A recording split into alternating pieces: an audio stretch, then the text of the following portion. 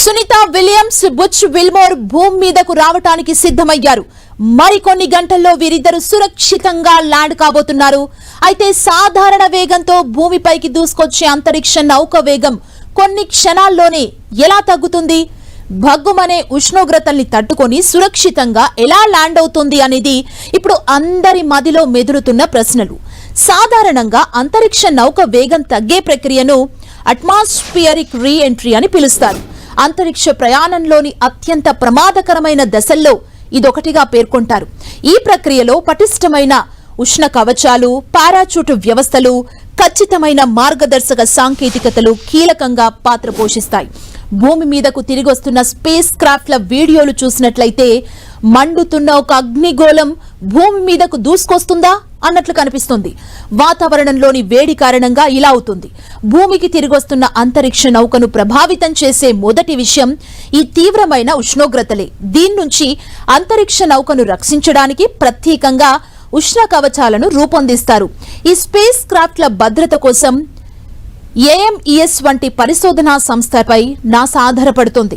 ఉష్ణ కవచాలకు సంబంధించి వివిధ రకాల మెటీరియల్స్, డిజైన్లను AMES కంపెనీ తయారు చేస్తుంది. నాసా అపోలో ప్రోగ్రాం కోసం ప్రత్యేకంగా ఆవ్కోట్ ఉష్ణ కవచాన్ని కూడా తయారు చేసింది. 1990లలో అభివృద్ధి చేసిన హీట్ షీల్డ్ పినోలిక్ ఇంప్రిగేటెడ్ కార్బన్ అబ్లేటర్ అనే ఉష్ణ కవచాన్ని నేటికి కూడా ఉపయోగిస్తున్నారు. ఎలన్ మస్క్ కు చెందిన స్పేస్ ఎక్స్ సహకారంతో PICAను మరింత అభివృద్ధి చేసి PICA-X అనే కొత్త రకాన్ని సృష్టించి ప్రస్తుతం ఉపయోగిస్తున్నారు. సూర్యుడు లేదా కొత్త గ్రహాలను సమీపించేటప్పుడు ఎదురయ్యే తీవ్రమైన ఉష్ణోగ్రతల్ని తట్టుకునే ఉష్ణ కవచాలపై పరిశోధనలు సాగుతున్నాయి. ఈ హీట్ షీల్డ్లను కృత్రిమంగా సృష్టించి పరీక్షిస్తారు. భూమికి తిరిగొచ్చేటప్పుడు అంతరిక్ష నౌక ఎదుర్కొనే ఉష్ణోగ్రతల్ని లెక్కించి దానికి తగ్గట్లుగా ఈ హీట్ షీల్డ్ ని అమర్చుతారు. ఈ తీవ్రమైన ఉష్ణోగ్రతల బారి నుంచి తప్పించుకున్నాక అంతరిక్ష నౌకకు ఎదురయ్యే మరో సమస్య వేగాన్ని తగ్గించుకొని సురక్షితంగా కిందకు దిగడం.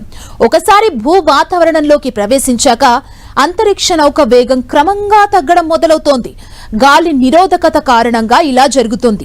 గాల్లో ప్రయాణించే వస్తువులను నిరోధించే శక్తిని గాలి నిరోధకత అంటారు. ముఖ్యంగా ఒక స్పేస్ క్రాఫ్ట్ భూమి నుంచి 10 కిలోమీటర్ల వేగంతో 50 కిలోమీటర్ల ఎత్తులో ప్రయాణించినప్పుడు దాని వేగం గణనీయంగా తగ్గుతుంది. ఈ విధంగా ఒక అంతరిక్ష నౌక వేగం గంటకు 39,000 కిలోమీటర్ల నుంచి 800 కిలోమీటర్ల వేగాన్ని నిమిషాల వ్యవధిలో పడిపోతుంది. అయితే గంటకు 800 కిలోమీటర్ల వేగంతో ప్రయాణించడం కూడా ల్యాండింగ్ కి అనుకూలం కాదు. అందుకే అంతరిక్ష నౌక భూమిని సమీపిస్తున్న కొద్దీ దాని వేగాన్ని తగ్గించడానికి వివిధ దశల్లో పారాచూట్లను ఏర్పాటు చేస్తారు.